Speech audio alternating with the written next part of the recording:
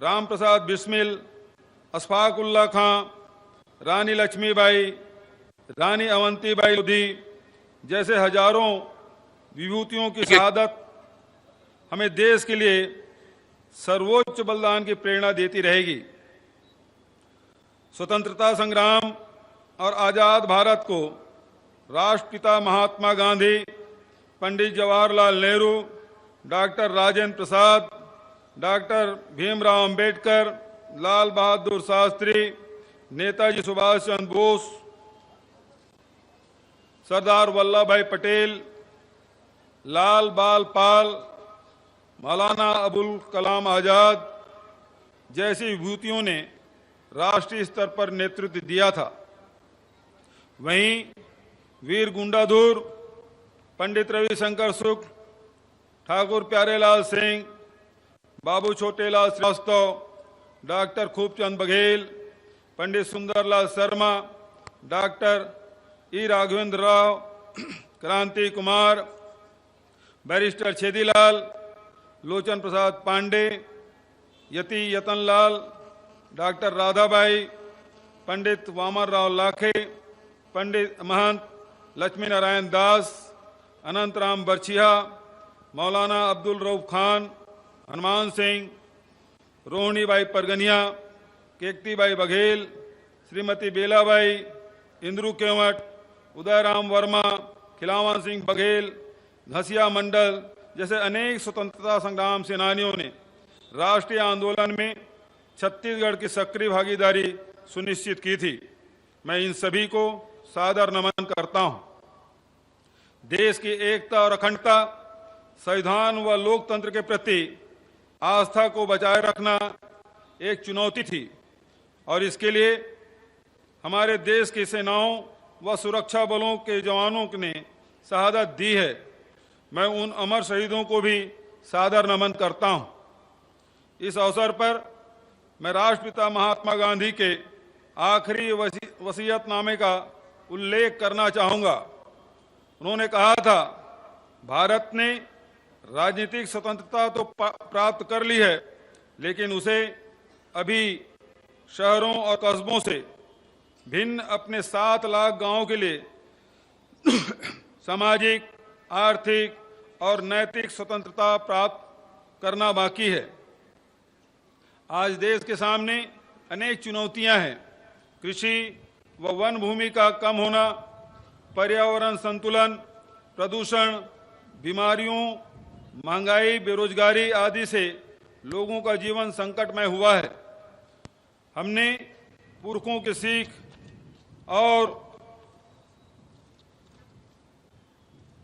माटी की संस्कृति का सम्मान करते हुए कृषि तथा वन उत्पादों, परंपरागत ज्ञान, आधुनिक साधनों व रणनीतियों के माध्यम से ग्रामीण अर्थव्यवस्था को मजबूत बनाने का रास्ता चुना। मुझे गर्व है, हम आज़ादी की 75वीं सालगिरह के अवसर पर देश और दुनिया के सामने बापू के सिद्धांतों और विचारों के अनुरूप कार्य करने में सफल हुए हैं।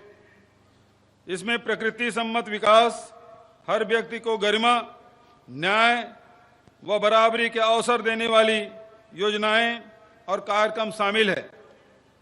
हमने न्याय योजनाओं की जो पहल की थी उसे निरंतर आगे बढ़ाने के लिए संकल्पबद्ध हैं। यही वजह है कि राजीव गांधी किसान न्याय योजना अब तीसरे वर्ष में प्रवेश कर चुकी है और इससे लगभग 13,000 करोड़ रुपए की राशि किसानों को दी जा चुकी है।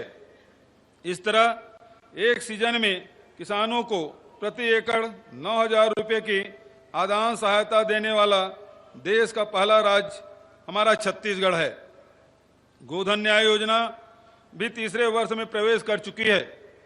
इसके अंतर्गत अब तक गोबर विक्रेताओं, गौठान समितियों व स्व सहायता समूहों को 312 करोड़ रुपए दिए जा चुके हैं। देश में रासायनिक खाद की कमी और मूल्य वृद्धि के परिदृश्य में हमारे गौठान में निर्मित जैविक खाद अब एक बेहतर विकल्प बन रही है। किसानों की सिंचाई कर माफी की पहल में भी विस्तार किया गया है और 17 लाख से अधिक किसानों के 342 करोड़ रुपए की राशि माफी की जा चुकी है। किसानों को 4 वर्ष पहले मात्र 3,692 करोड़ रुपए कृषि ऋण के रूप में प्राप्त हुआ था। हमने इस वर्ष लक्ष्य बढ़ाकर 6,500 करोड़ रुपया कर दिया है, जिससे लगभग 75% अधिक राशि ब्याज मुक्त ऋण के रूप में कृषि क्षेत्र में आएगी। राजीव गांधी ग्रामीण भूमिहीन कृषि मजदूर न्याय योजना अपने दूसरे वर्ष में प्रवेश कर चुकी है और इसके तहत अब तक पात्र हितग्राहियों को 213 करोड़ रुपए की राशि दी जा चुकी है। मैंने घोषणा की थी 31 जनवरी 2021 तक लंबित सभी कृषि पंपों को ऊर्जीकृत कर कार्य शीघ्र पूरा कर दिया जाएगा और मुझे कहते हुए खुशी है कि हमने 35,151 कृषि पंपों को ऊर्जीकृत करते हुए एक नया कीर्तिमान बना लिया है। अब 20,550 नए पंप कनेक्शनों का कार्य 31 मार्च 2023 तक पूरा करने का लक्ष्य है। हमने खेती को लाभ का जरिया बनाने का वादा भी निभाया है। लगातार बढ़ते हुए इस वर्ष धान खरीदी 98 लाख मीट्रिक टन के सर्वोच्च शिखर पर पहुंची है, जो 4 वर्ष पूर्व मात्र 57 लाख मीट्रिक टन थी। धान बेचने वाले किसानों की संख्या भी अब बढ़कर 21,77,000 से अधिक हो गई है, जो पहले मात्र 12,06,000 थी। इस तरह हमारे प्रयासों से धान बेचने वाले किसानों की संख्या 9,71,000 बढ़ी है। प्रदेश में धान के अलावा अन्य अनाजों का उत्पादन बढ़ाने के लिए भी अनेक उपाय किए गए हैं, जिसके कारण अनाज उत्पादन के क्षेत्र में छत्तीसगढ़ न सिर्फ स्वावलंबी हुआ है, बल्कि प्रदेश में कुल आवश्यकता का 270% अधिक अनाज उत्पादन हुआ है। फसल विविधीकरण की गति बढ़ाने के लिए टी कॉफी बोर्ड का गठन किया गया है। दलहन तिलहन का उत्पादन बढ़ाने के लिए हमने बहुत से कदम उठाए हैं। इस वर्ष से दलहन फसलों की खरीदी भी समर्थन मूल्य पर की जाएगी। खरीफ 2021 में धान के बदले 17,539 एकड़ क्षेत्र में दलहन तिलहन एवं 240 एकड़ में वृक्षारोपण किया गया है। रबी 2021-22 में ग्रीष्मकालीन धान का रकबा 95,000 हेक्टेयर कम करते हुए 42,000 हेक्टेयर क्षेत्र में मक्का एवं शेष रकबे में दलहन तिलहन साग सब्जी की फसलें लगाई गई है। खरीफ 2022 में धान के 5 लाख हेक्टेयर क्षेत्र को दलहन तिलहन एवं अन्य उद्यानिकी फसलों से प्रतिस्थापित करने का लक्ष्य रखा गया है। प्रदेश में लघु धान्य फसलों को प्रोत्साहित करने के लिए छत्तीसगढ़ मिलेट मिशन का गठन किया गया है। कोदो कुटकी रागी का न्यूनतम समर्थन मूल्य घोषित कर इसकी खरीदी करने वाला देश का पहला राज्य छत्तीसगढ़ है। सुराजी गांव योजना अत्यंत महत्वाकांक्षी पहल है, जिससे छत्तीसगढ़ को स्वावलंबी ग्रामीण अर्थव्यवस्था वाला राज्य बनाने, भूजल संरक्षण व रिचार्जिंग को बढ़ाने और कृषि भूमि को जहरीले रसायनों से मुक्त दिलाते हुए जैविक खेती में मदद मिल रही है। नरवा योजना से विभिन्न नालों में 99 लाख से अधिक संरचनाओं का निर्माण किया गया है, जिससे उपचारित क्षेत्र में भूजल स्तर में 30% तक की वृद्धि हुई है। वहीं नालों में पानी की उपलब्धता भी 2 माह से अधिक रहने लगी है। गरवा योजना में पहले हमने गौठानों के विकास पर जोर दिया। अब तक 8,408 गौठानों को विकसित किया जा चुका है, जो रोका छेका अभियान के साथ आर्थिक सांस्कृतिक गतिविधियों के केंद्र बने हैं। गोबर से बिजली बनाने के लिए भी भाभा एटॉमिक रिसर्च सेंटर के साथ प्रौद्योगिकी साझा करने हेतु MOU किया गया है। गोबर से ऑयल पेंट तथा अन्य उत्पाद बनाने की दिशा में भी बहुआयामी पहल की जा चुकी है। गौठानों को आजीविका केंद्र के रूप में विकसित करने हेतु हम ग्रामीण आजीविका पार्क अर्थात रूरल इंडस्ट्रियल पार्क प्रारंभ करने जा रहे हैं। इसका उद्देश्य ग्रामीण गरीब परिवारों के लिए आजीविका के माध्यम से अतिरिक्त आय के साधन बनाना है। गांधी जयंती 2 अक्टूबर 2022 के अवसर पर इसका शुभारंभ किया जाएगा और प्रथम वर्ष में 300 ऐसे पार्क स्थापित कर दिए जाएंगे। अब एक कदम और आगे बढ़ाते हुए हमने 4 रुपये प्रति लीटर की दर से गौमूत्र खरीदी की योजना भी शुरू कर दी है, जो रासायनिक पेस्टिसाइड के मुकाबले एक बेहतर विकल्प है। बड़ी योजना अंतर्गत प्रति गौठान 1 से 1.5 एकड़ तक भूमि चिन्हांकित की गई है और अभी तक 3 लाख से अधिक बाड़ियां विकसित की जा चुकी है। राज्य के बम्पर धान उत्पादन को किसानों की शक्ति बनाने के लिए हमने राज्य की जरूरतें पूरे होने के बाद शेष धान से बायोएथेनॉल के उत्पादन की योजना बनाई है और 27 निवेशकों के साथ एमयू भी किया गया है। विकास खंडों में फूड पार्क बनाने की योजना के तहत अभी तक 112 स्थानों पर भूमि चिन्हित की जा चुकी है और इसमें से 52 विकास खंडों में लगभग 621 हेक्टेयर भूमि का हस्तांतरण उद्योग विभाग को कर दिया गया है। परंपरागत कौशल के वैल्यू एडिशन के लिए हमने सी मार्ट की स्थापना का वादा भी निभाया है। इससे बुनकरों, कारीगरों, शिल्पकारों तथा स्व सहायता समूह के स्थानीय उत्पादों की बिक्री हेतु उचित बाजार मिलेगा। महात्मा गांधी राष्ट्रीय ग्रामीण रोजगार गारंटी योजना को हम ग्रामीण अंचलों में मजदूरी से जीवन यापन करने वाले परिवारों के जीवन रेखा मानते हैं। मुझे खुशी है कि वर्ष 2021-22 में हमने लेबर बजट के विरुद्ध मांग के आधार पर लक्ष्य से 108% तक अधिक मानव दिवस रोजगार सृजित किए। मनरेगा से हर जिले में कम से कम 75 अमृत सरोवर निर्मित करने का लक्ष्य था। हमने उससे अधिक 2709 अमृत सरोवर निर्मित किए हैं। गौठानों के निकट मछली पालन के लिए 1859 तालाब स्वीकृत किए गए हैं, जिसमें से 1318 पूर्ण कर लिए गए हैं। मैंने मनरेगा को शहरी क्षेत्र के लिए भी लागू करने का अनुरोध भारत सरकार से किया है। हमने श्रमिकों को न्याय दिलाने के लिए भी कई कदम उठाए हैं। मुख्यमंत्री नोनी सशक्तिकरण योजना का लाभ 3000 से अधिक हितग्राहियों को, मुख्यमंत्री निर्माण श्रमिक निःशुल्क कार्ड योजना का लाभ 88,000 से अधिक हितग्राहियों को मिला है। मुख्यमंत्री सियान श्रमिक योजना के तहत निर्माण श्रमिकों को पात्रता अनुसार 10,000 रुपये, श्रम कल्याण मंडल में पंजीकृत श्रमिक परिवारों के बच्चों को शैक्षणिक छात्रवृत्ति के रूप में 30,000 रुपये तक राशि, मेधावी शिक्षा पुरस्कार योजना के तहत 1 लाख रुपये तक की राशि, खेल कूद प्रोत्साहन योजना के अंतर्गत 1,50,000 रुपये तक की राशि देने का प्रावधान किया गया है। पूर्व में आम जनता के साथ ठगी करने वाले चिट फंड कंपनियों के खिलाफ हमने ठोस कार्रवाई करते हुए 622 पदाधिकारियों को गिरफ्तार किया है। माननीय न्यायालयों द्वारा लगभग 56 करोड़ रुपए की संपत्ति की नीलामी का आदेश दिए जा चुके हैं, जिसमें से 32 करोड़ रुपए की राशि नीलामी से प्राप्त हुई और 28,000 से अधिक निवेशकों को लगभग 18 करोड़ रुपए लौटाए जा चुके हैं।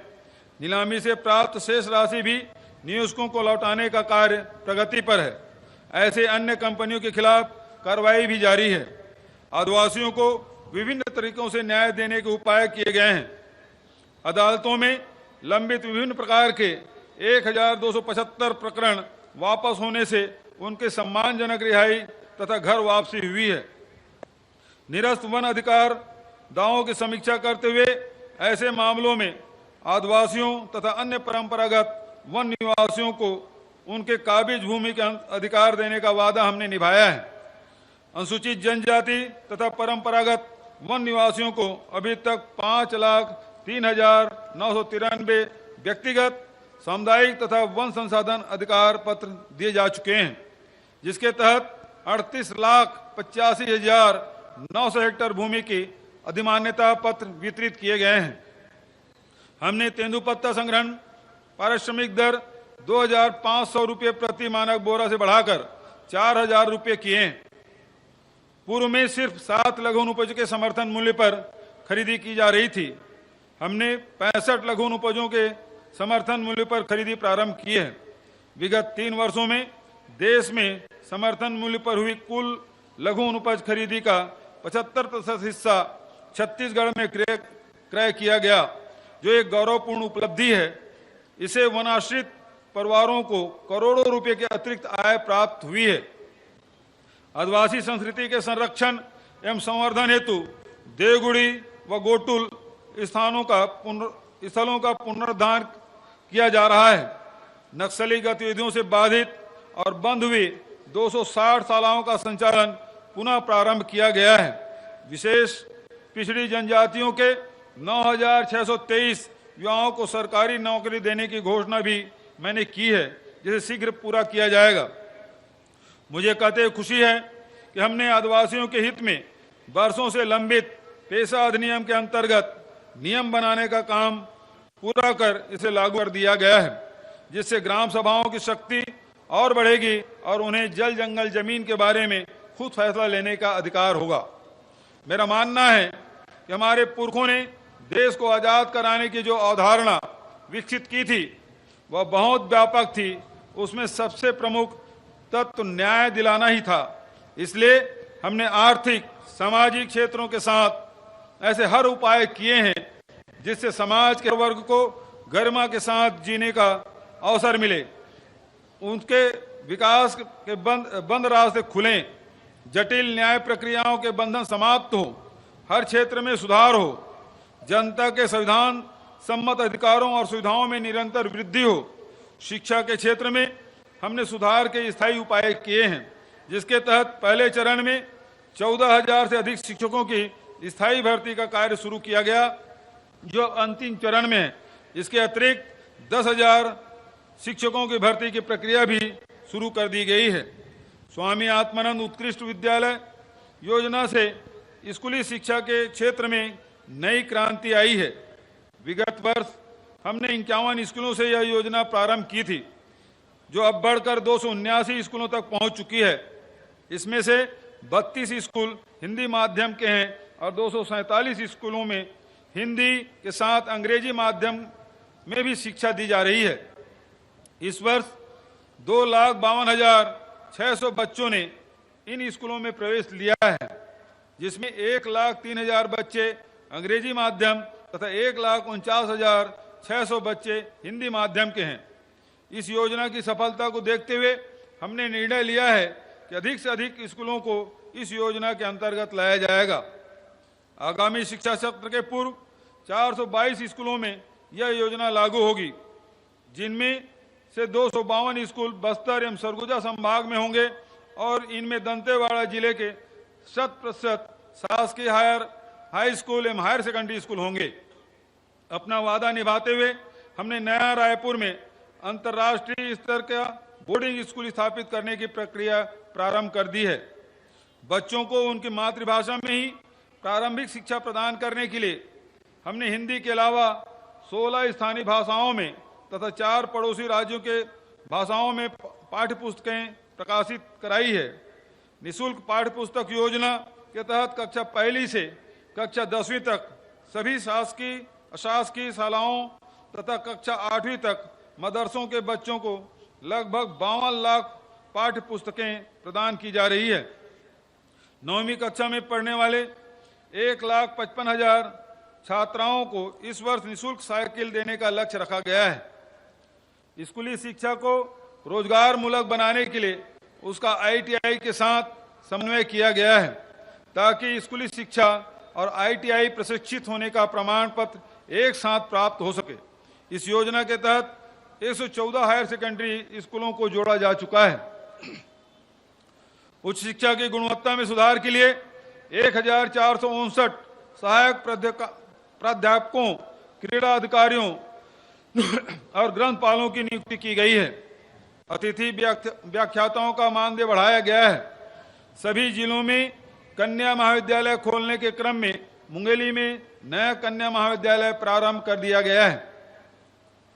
दुर्गम वन अंचलों में PPP मॉडल पर महाविद्यालय खोलने उत्कृष्ट शासकीय महाविद्यालयों में मुक्त दूरवर्ती शिक्षा केंद्र की स्थापना, स्नातक स्तर पर 4 वर्षीय डिग्री पाठ्यक्रम, बस्तर विश्वविद्यालय में आदिवासी लोक नृत्य एवं संगीत पर सर्टिफिकेट कोर्स प्रारंभ करने की पहल जैसे उपायों से उच्च शिक्षा का दायरा बढ़ाया जा रहा है, जिससे युवाओं को पढ़ाई पूरा करने के साथ बेहतर रोजगार के अवसर मिलेंगे। हमने युवाओं को सकारात्मक और रचनात्मक दिशा में आगे बढ़ाने के लिए 6,518 से अधिक राजीव युवा मितान क्लब प्रारंभ कर दिए हैं, जिसका विस्तार सभी पंचायतों तथा नगरीय निकायों में किया जाएगा। राज्य की बेरोजगारी दर लगातार देश में न्यूनतम स्तर पर बनी हुई है, जो हमारी युवा कल्याण और रोजगार परक योजनाओं की सफलता का प्रमाण है। Centre for monitoring Indian economic द्वारा जारी किए आंकड़ों के अनुसार जुलाई में राज्य की बेरोजगारी दर मात्र 0.8% रही, जबकि देश की औसत बेरोजगारी दर 6.9% दर्ज की गई है। मैंने 26 जनवरी 2022 को शासकीय कार्यालयों में 5 कार्य दिवस प्रति सप्ताह प्रणाली लागू करने की घोषणा की थी, जिसे तत्काल पूरा कर दिया गया है, जिससे हमारे कर्मचारी साथ ही अधिक ऊर्जा और उत्साह के साथ कार्य करने में सक्षम हुए हैं।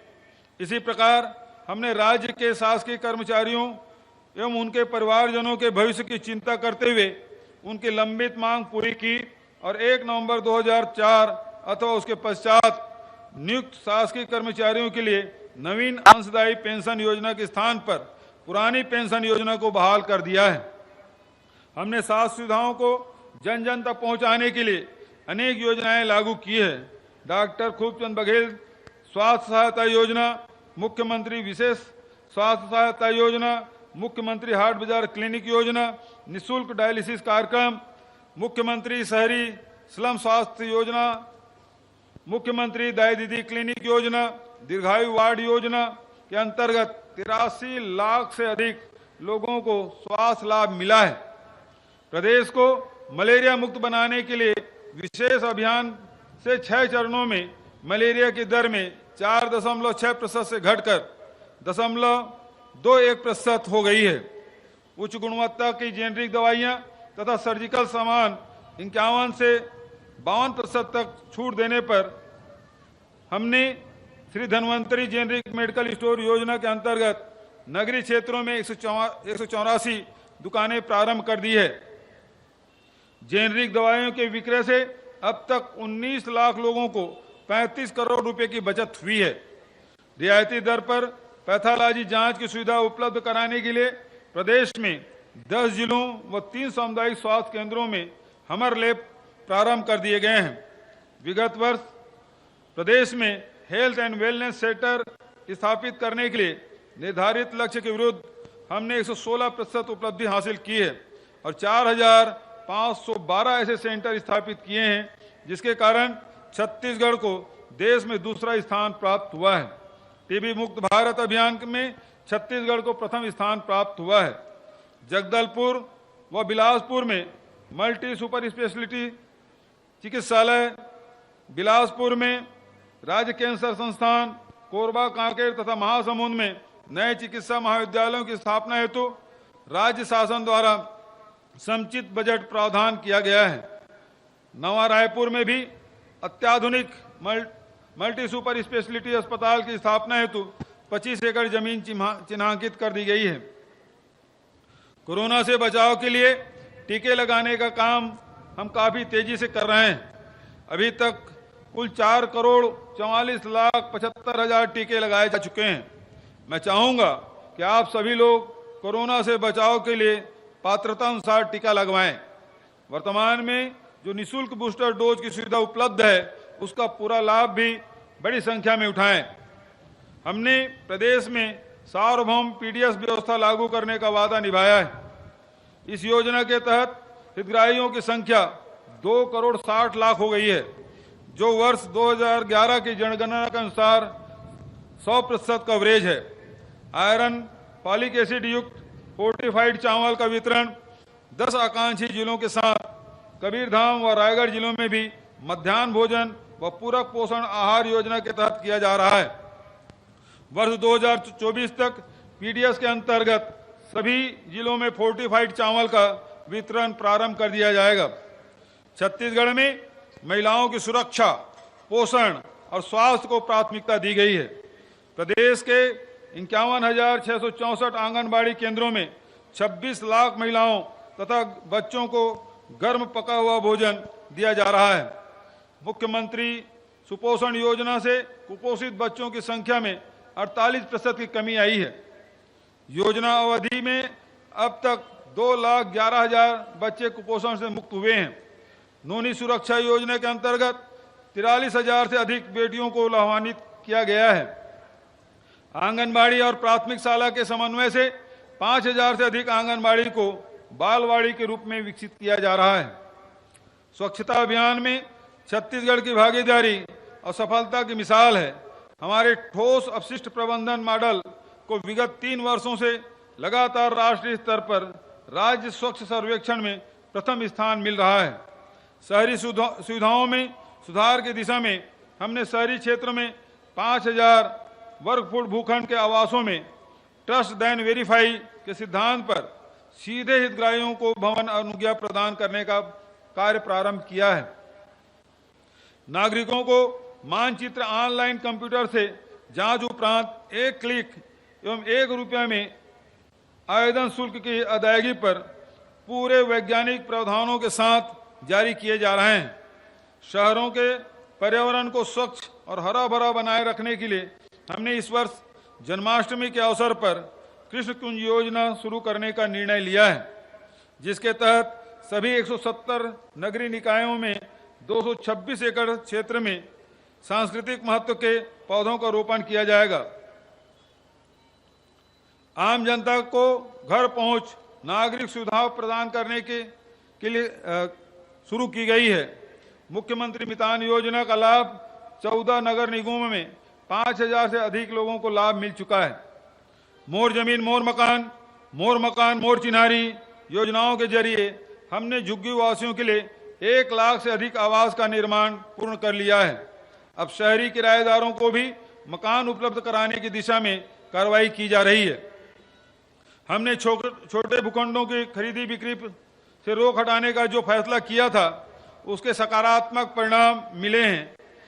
इससे लगभग 3,55,000 छोटे भूखंड के पंजीयन हुए, जिससे उनके परिवार के आर्थिक गतिविधियां शुरू हुई और अनेक लंबित कार्य संभव होने से परिवारों में खुशियां आई है।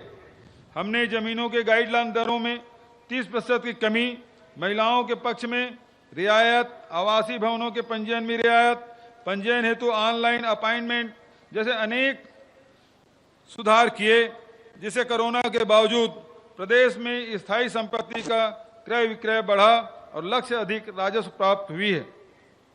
इससे हमारी सरकार के सुधारों के प्रति व्यवहारिक दृष्टि और उसे जन समर्थन मिलने की पुष्टि भी होती है।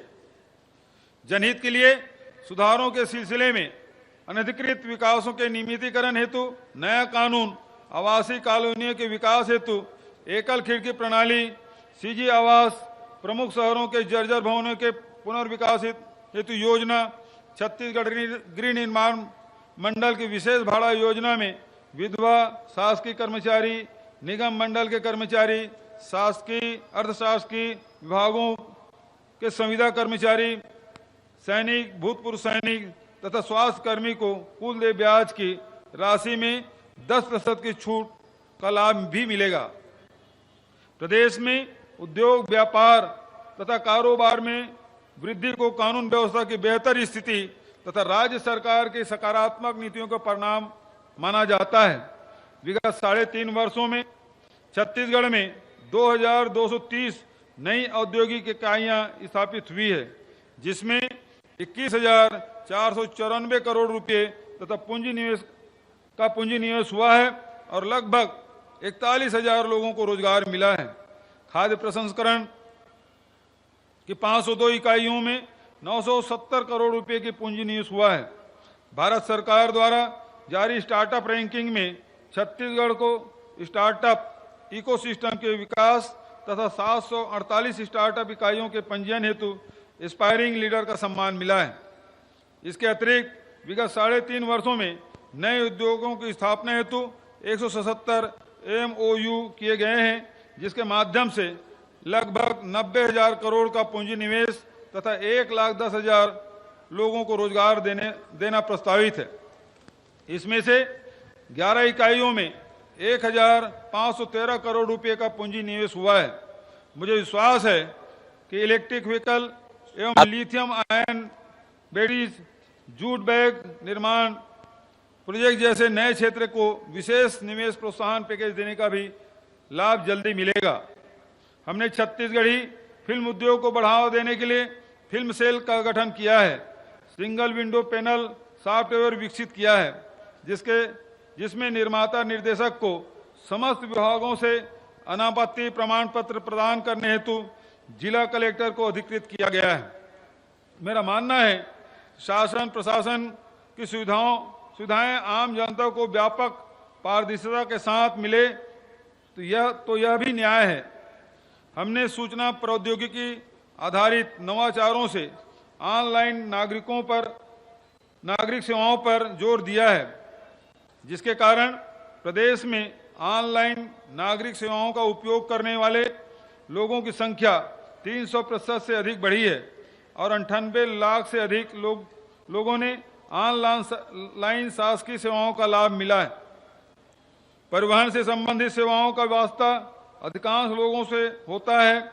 हमने लर्निंग लाइसेंस, यात्री वाहनों के पर्यटन आवेदन की प्रक्रिया ऑनलाइन की है। वाहनों के पंजीयन एवं चालक लाइसेंस QR कोड आधारित स्मार्ट कार्ड पर जारी किए जा रहे हैं। परिवहन कार्यालय आने जाने से बचत हेतु परिवहन सुविधा केंद्र खोले जा रहे हैं। तुम्हार सरकार तुम्हार द्वार की संकल्पना को साकार करने हेतु RC बुक तथा लाइसेंस की घर पहुंच सेवा स्पीड पोस्ट के माध्यम से की गई है, जिसके तहत अभी तक 11,41,000 से अधिक दस्तावेज आवेदकों के घर में भेजे जा चुके हैं। अधोसंरचना विकास के लिए हमने परिणाम मूलक नजरिया अपनाया है, जिसके कारण सिंचाई क्षेत्र में बेहतर प्रबंधन से वास्तविक सिंचाई रकबा 10,90,000 हेक्टेयर से बढ़कर 13,58,000 हेक्टेयर हो गया है।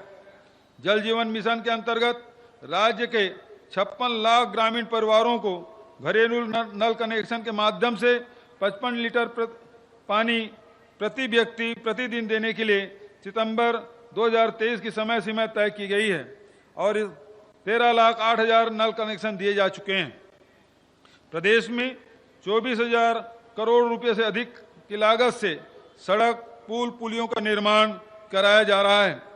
राज्य के विशेष जरूरतों के अनुरूप मुख्यमंत्री सुगम सड़क योजना में 495 करोड़ की लागत से 735 किलोमीटर सड़कें, NDB लोन के माध्यम से 3,535 करोड़ रुपए की लागत से 869 किलोमीटर सड़कें, आदिवासी बहुल एवं नक्सल प्रभावित क्षेत्रों में 1,637 करोड़ रुपए की लागत से 2,478 किलोमीटर की सड़कें, छत्तीसगढ़ सड़क अधोसंरचना विकास निगम द्वारा 5,503 करोड़ रुपए की लागत से 3,169 किलोमीटर की सड़कें तथा जवाहर सेतु योजना के माध्यम से 620 करोड़ रुपए की लागत से 94 पुलों का निर्माण कराया जा रहा है।